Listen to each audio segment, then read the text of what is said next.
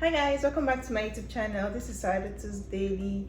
Today I'm going to be bringing to you something that is like a common knowledge. It's actually everywhere, but at the same time it's not everywhere. So this is not a new thing. It has been in existence for a very long time. I don't even know for how long it has been in existence, and a lot of people have benefited from it, but somehow we just discovered it's not really a common knowledge, because when we came in, we spent almost a year before we got to know about this, and luckily it was from a very good friend that brought this to our attention, that hey, this is something you could benefit from and all that. And we were like, wow, really?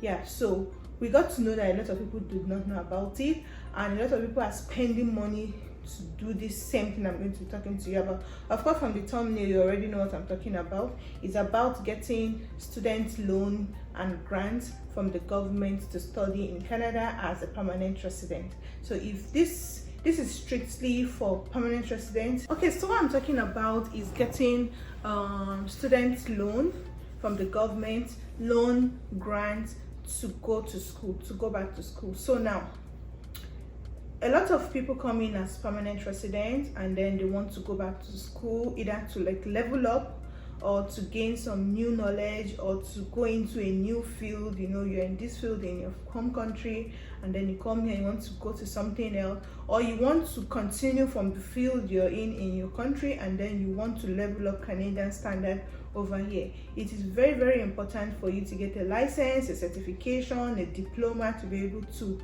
fit in, to be able to get the Canadian qualifications. So the government has made it easy for you as a permanent resident to be able to come in, go to school, and then the tuition fee is absolutely free, paid up. It is so interesting that there's a part about this whole thing that is really, really mind-blowing, and that's going to come at the end of this video. I'm going to share with you the very, very important thing about why a lot of people go into it and why you should also consider it. So I have a lot of things jotted down here, and I'm going to be sharing with you guys. So I'm just going to be giving an overview of what this is all about. So even if you already have a master's degree, first degree from wherever you're coming from, you can attend a school, a college here, and then you could get a diploma course for any field you're in, whatever field you're in, either in healthcare, in health, technology, finance, any one of them. You apply for the studies, and then you apply for government aid, like an aid for a student aid, and then the government comes in. So it's a collaboration between the school and the government, that okay, Saadatu wants to study this course and she needs loan, she needs the government to pay the tuition fee. So the government comes in, pays up the tuition fee 100% to the institution, not through you, pays it to the institution, and gives you additional grants. So these grants can come in form of like, okay, this person is going to go back to school, she may not be able to do full-time job, she needs assistance to do one or two things to be able to concentrate and all that. That's how I term it. But most times the grant is equal or even more than the tuition fee. So take for example, you want to study like payroll and accounting in the college, and the tuition fee is like 13,000 CAD, and the government is giving you additional like 14,000, 15,000 CAD as grants. So that alone is enough for you to even be able to use the grants to pay up the loan. I'm going to be talking about the tuition fee that is paid by the government, so I'm going to elaborate on that. But now I'm talking about the grant. So the grant is something that is like encouraging you to be able to come to attend studies. So sometimes the grant is even more than the tuition fee, depending on the course you're studying and depending on your location, depending on the province you're in. It determines how much you get as grant, because you could be studying a particular course here in Manitoba and somebody else studying it in a place like Ontario will be getting higher, so it varies. But the bottom line is that the tuition fee is 100% paid up by the government, and then the grant is given to you. So the grant is paid in installments. It's not paid at once. It's paid in installments throughout your course of study. So it could be that, okay, 30% to be paid at the beginning, another 30% to be paid in the middle, and then at completion the other part to be paid, so that it is not paid in full. It varies on how they pay the grants, but it's in installments. So now, no matter your age, there's no age limit to the study you want to do. In fact, in a class, you could see someone that is 20 years old, and you could see the person's classmate is 60. Yeah, 60 years old. There's no age limit as far as to say you want to school, you're ready to get a diploma, the government is ready to fund you, as long as you're a permanent resident. I elaborate just for permanent residents. So this is a good arrangement, especially for parents that come into the country. They have kids that are not yet going to school, they are not able to do full-time jobs. They can go back to school. You can go back to school, you get the grant. It's something to be able to keep body and soul together. Okay, you're not earning salary. Imagine the government is paying you for going to school. That is just the explanation of this, paying you to go to school, because they pay your school fees and then they're giving you a grant. So if you're not working, you don't have like a full-time job, or you're unable to even work, you can stay at home and be studying. The good thing about this is that most of the classes are online. They are online. In fact, you could be in Manitoba and then you'll be studying in Calgary, Alberta, or your school may be in Winnipeg or something, but it's 100% online. You could also do evening classes. That okay, when I go to work, I close, I come back home. For maybe you close 5 p.m., you come back 6 p.m. or 6:30, you start your classes till night. You could see how convenient it is. And some people that don't have time to do either morning or evening during the week, they can do full-time weekend. It is it is also flexible for people, because they know you coming in to have a diploma, you may already be working, you have a family, and so it is really flexible. You could choose any college you want, any college of your choice, and all colleges have collaboration. Not all, most colleges have collaboration with the government to pay your tuition fee. All you have to do is just to show interest to the college, and then they collaborate with the government. If you want to pay your tuition fee, fine, but if you want aid, they could help you to get aid from the government. So I've talked about the time of classes. Time of classes is flexible. You could choose morning, you could choose evening, you could choose weekend, and it is 100% online. Most of the courses are online.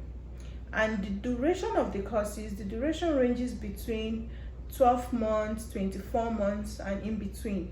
It's a diploma. It's not like a 4-year course or 5-year course. It's something you could start this year, and by same time next year you're done, so it is really a very good initiative, because we have a lot of people that want to go back to school. They want to get one certification or the other. All you have to do is just to check any college and see if they have that course. If they don't even have that particular course, something closer to that course, at least it's a certification, it's a diploma, and it could help you in your job search, in leveling up, in getting that promotion, getting that, or staying relevant in the job you're doing.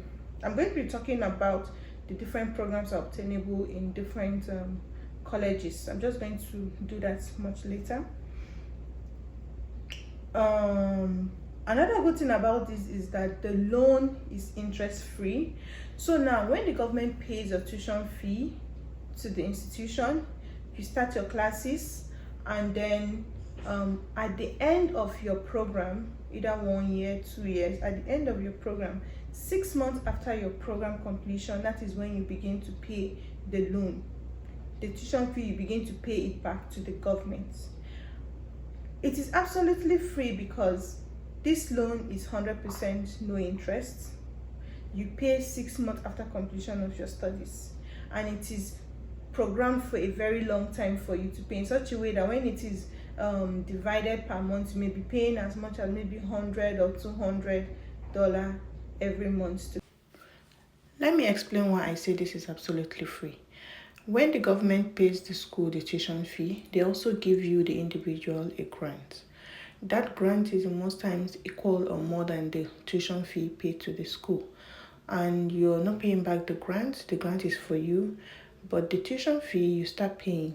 So most people use the grant to pay back the loan, That's for people that don't want to owe the government. But other people use the grant for something else, either to do a business, to do down payment for their homes or something. And then they start paying the loan at the completion of their studies. So it's as good as you're using the grants to pay back the loan, which is like free, you know. And most times after even paying back the loan, you still have something left for you. Like I know someone doing a course that cost like 18,000 as a tuition fee, and the person is getting the overall grant of like 20k as the grant. So you see, the tuition fee is absolutely free.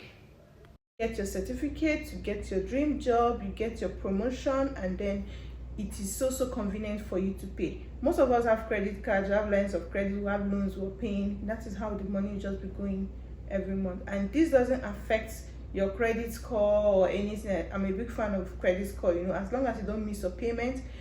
The loan is not active until when you complete your studies. When you complete your studies, 6 months after it, that is when you start paying.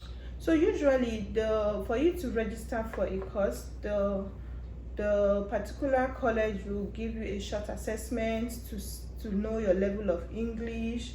Usually the assessment is in math and English, simple questions just to test your knowledge. You do the assessment, you do the registration, you submit a means of ID to show your status that you're a permanent resident. Another means of ID and some documentation. So once you indicate your interest in the studies, the advisors in the school get in touch with you and help you get into your class. Like they help you to do the registration, do the filling of the forms for the government aid, do everything. And it's so good that even while doing those registration, they already fix you in the next class. So the classes, since it is online, sometimes it runs within three months. So you indicate your interest today, and then by maybe next month or end of next month, you're already enrolled in a class to begin class with the new set, you know. So the registration is really not cumbersome. They're going to reach out to you and all that. Some people, when they receive the grants, they keep the grants to use to pay up the loan. Like they don't want to pay the loan much later when they finish school. They just keep that money. When they graduate after 6 months, they just pay back the money to repay back the loan, because they don't want to have loan to their names. And some other people use the money. Majority of people, trust now, majority of people get the grants, save it up, use it to start a business, use it to buy it for down payments of their houses. Because imagine a husband and wife doing a course and both of them get a grant for those courses, maybe like 15,000. Let me just use the minimum, like 15,000 each. That's 30,000. I mean, that is enough down payments for you to buy your house. That's why you see a lot of people come in and within 2 years, 3 years is even too much, you see they bought a house. You'll be like, how many? This is common knowledge. This is everywhere. The knowledge is everywhere, and I'm here to help you. Don't say I did not help you for anything, you know. So a lot of people use the money to start up a business, to pay up a loan, to settle something very important, to buy a house, while some people decide to just keep the money and pay back. So I can help you to navigate getting into a college of your choice and choosing the course of your preference, like a course that you want to go into. Maybe something you've studied in the university back home. For example, in Nigeria you have a master's, but you want to have something in the Canadian standard, like a Canadian certificate, so you'll be able to choose a course that tallies with that one. Or if you want to move to a new field entirely, I could advise you on the college, and I could link you up with one of the advisors of any college you choose, and I could also help you to choose the college based on the course you want to go for.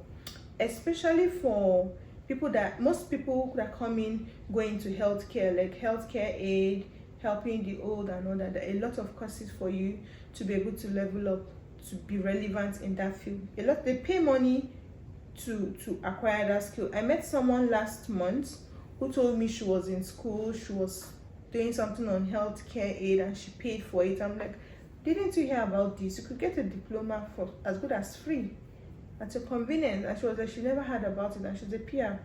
She's a permanent resident, but unfortunately she's almost completing her course, so she was unable to benefit from that. So people in that field, you have a lot of courses that are relevant to you. People that are in banking back home, you could go into financial planning, accounting and payroll, a lot of things. And people that want to move into tech, cybersecurity, a lot of courses are there. I'm going to outline all those courses next very soon. So I have my email on the screen.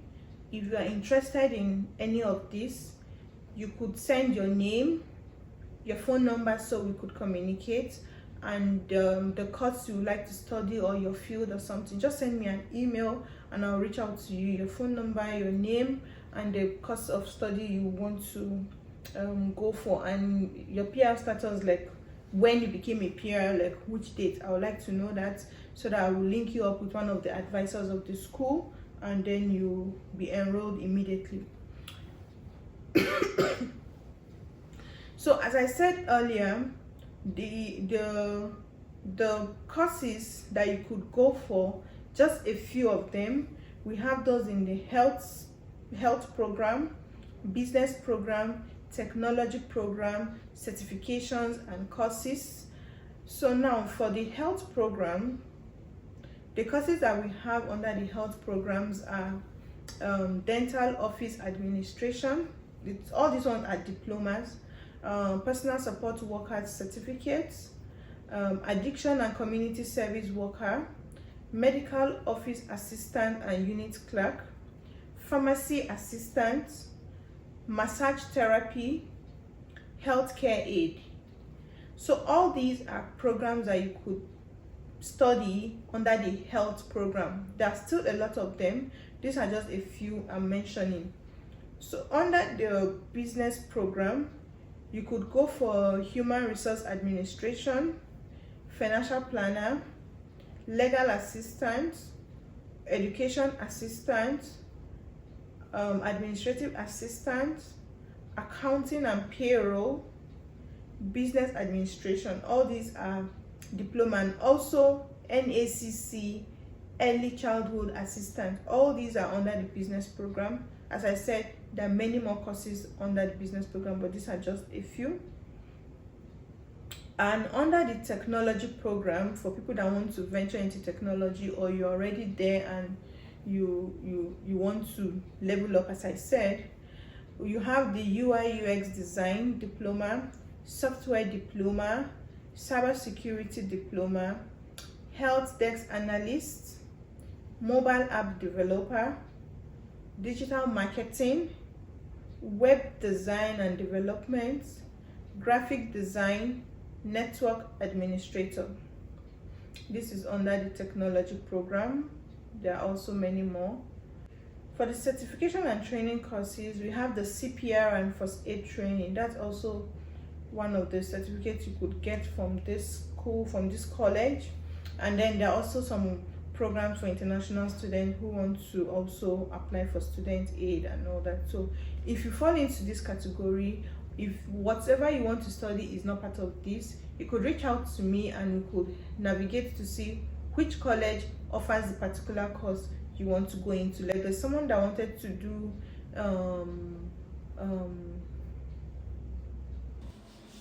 So what I wanted to say in this video was that there's somebody that wanted to study digital marketing in a particular college, but that college didn't have digital marketing. What they had was something e-commerce, but they had courses for digital marketing. So he ended up doing e-commerce in the other college. He didn't like the college that was offering the digital marketing, but ended up doing a similar course in another college. So if you are in such a situation and you want to do a particular study, but it's not in a particular college, you could find other colleges that offer that course. So as I said, the best part about all this is that, let me keep my laptop. The best part about all this is that at the end of your program, there is a practicum. The practicum is like a placement, like an attachment whereby they attach you to an organization where you get a job experience. Like if you do digital marketing, for example, you will do a practicum of between 4 weeks to 6 weeks.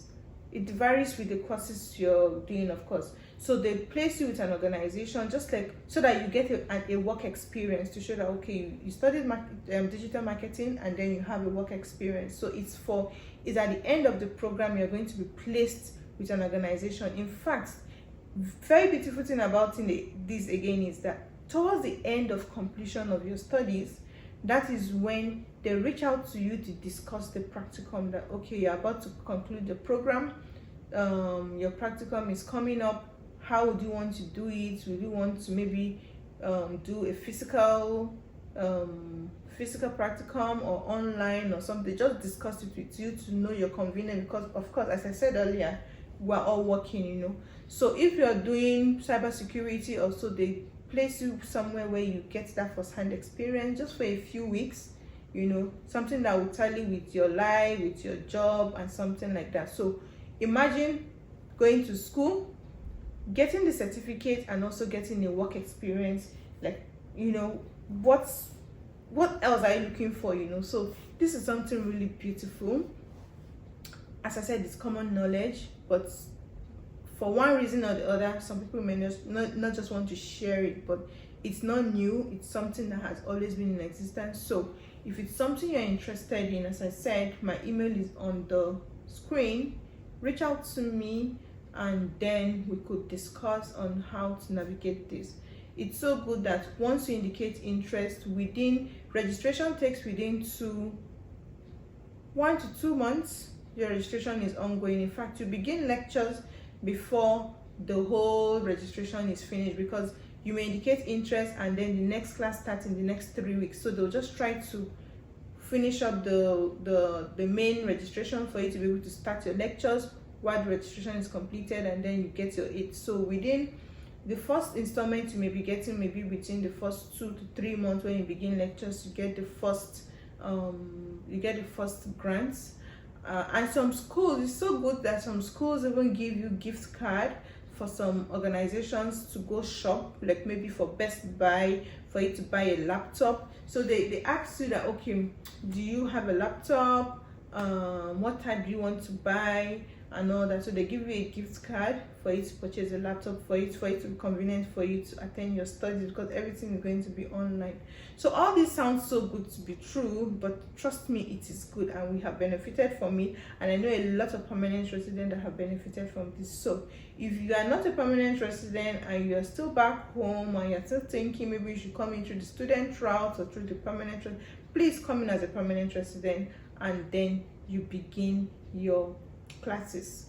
It's so good that there's some people in the class that they just came in. Like, I know someone that came in like September last year, and then she began classes in November. She has never worked. She just came in and began classes. Then she was like, why stress herself to go start working when she can just concentrate on her studies, give herself 12 months, 11 months to complete the course, and then get a practicum and then begin working in that line. So it's a very good plan. But if you started working, of course, you could choose a time that suits you, either morning. If you do evening shift, you choose morning, and you can also switch between morning and evening, because there's some people's jobs that alternate. Like, you do morning shift today, tomorrow your shift may be evening, or next week it may be this. So you could always alternate. You just have to talk with the advisor. I know a lot of people that change from evening class to morning class because their lifestyle has changed, or from evening class to morning, and vice versa. If you have any question, please put it in the comment section. If I've made any mistake, if you know about this program and I've said something that is not correct, please put it in the comment section. We're all learning, we're all making research. If you have any question, please, you can come to me on my Instagram or my email. I'm very, very, very active on my email compared to my Instagram. Sometimes I forget I have Instagram, but please reach out to me on my Instagram or on my email. Thank you so much, and I hope you enjoyed this video. See you in my next video. Bye. Oopsie.